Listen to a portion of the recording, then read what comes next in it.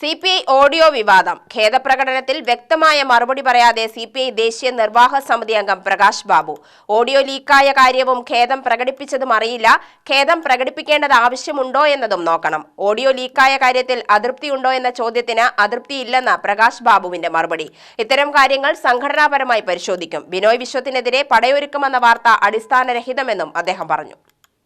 നിലവിൽ അങ്ങനെ ഒരു ആരോപണവുമില്ല. അതിനെ സംബന്ധിച്ചൊക്കെ വന്ന വാർത്തകളെ സംബന്ധിച്ച് പാർട്ടി സെക്രട്ടറി തന്നെ അതിൽ പ്രതികരിച്ചിട്ടുണ്ട്. ഏതെങ്കിലും പരിശോധിക്കേണ്ടതായിട്ടുണ്ടെങ്കിൽ അത് സംഘടനാപരമായി പരിശോധിക്കുകയും ചെയ്യും. എനിക്കങ്ങനെ തോന്നുന്നില്ല, എനിക്കങ്ങനെ അഭിപ്രായമില്ല. പാലക്കാട് ഉൾപ്പെടെ അങ്ങനെ നേതാക്കളുടെ ഓഡിയോ ലീക്കായ സാഹചര്യം ഉണ്ടായിട്ടുണ്ട്. പാലക്കാട് അങ്ങനെ ഓഡിയോ ലീക്കായി എന്നുള്ളത് എനിക്ക് എൻ്റെ ശ്രദ്ധയിൽ വന്നിട്ടില്ല.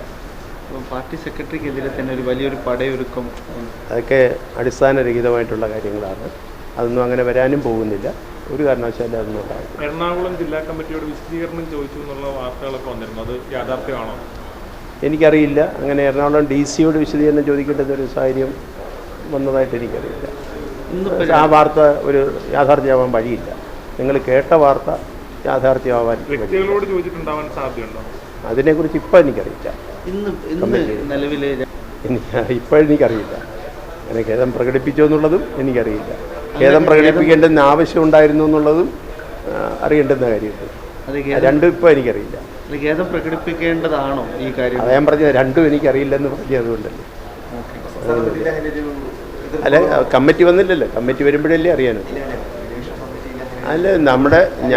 അല്ല CPIയുടെ ഏതെങ്കിലും ഒരു ഘടകം കൂടി അതൊക്കെ ചർച്ച ചെയ്യുമ്പോഴല്ലേ അത് പറയാൻ കഴിയും.